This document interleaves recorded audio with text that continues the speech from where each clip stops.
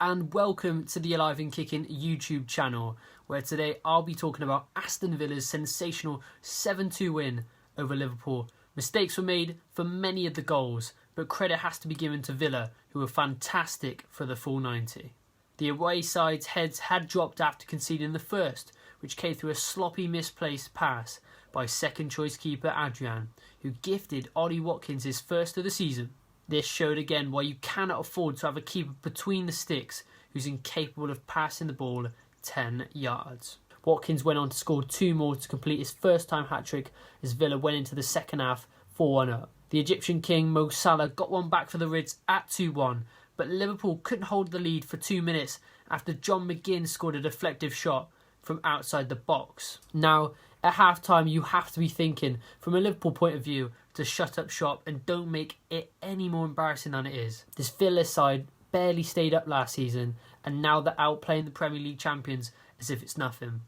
Villa could have decided to sit back for the second, remain happy with a 3-goal cushion, but no, instead they decided to hound the Liverpool defence and carry on scoring 3 more goals, 2 from Jack Grealish and 1 from debutant Ross Barkley. The last goal for Villa showed the contrast between the two sides. Villa player in acres of space finds Grealish, who makes a run from inside his own half, and Trent Alexander-Arnold gets caught in 2 minds whether to stay or to play offside. The lad ends up slipping and Grealish gets his second of the game. It was easily the worst performance from Liverpool under Klopp we have ever seen. It's too easy to say we were missing Thiago, Mane, Alisson, because the side that was out there should still be beating Villa. Aggressive, direct, confident, physical. These are all words you'd usually describe as Liverpool's performances, but instead they're fitting for Aston Villa. Villa were exceptional at exploiting that back line and showed the rest of the Premier League how defensively inept Alexander-Arnold is. He's been bang average this season and needs a wake-up call, because if he carries on defending the way he did last night, Liverpool will get torn apart. Trent wasn't the only Liverpool player who had a nightmare. Bobby Firmino was absolutely useless. His lack of prowess in front of goal was clear, and the chances he did have in the first half, he could have made it 1-1, but instead he wasted them horribly. I wouldn't be surprised if this is the Brazilian's last season at Liverpool, after only managing 12 goals the whole of last season. Keita disappeared in midfield, Gomez was terrible, and Jota failed to link up with Robinson on the left. But that's the sort of thing you expect because he did only join a week ago. Enough about Liverpool, because I could be here a while. Now, someone who is a natural in front of goal was hat-trick hero Ollie Watkins, who looks to be a great signing for only 25 million. The 24-year-old exploited that Liverpool high line in every attack and had thoroughly deserved his first goal of the season, let alone 3. The lad scored 25 last season for Brentford, and now he's off the mark. I can see his link-up play with Jack Grealish causing many problems for the rest of the defences in the league as well. Grealish himself had a great game, as did debutant Ross Barkley.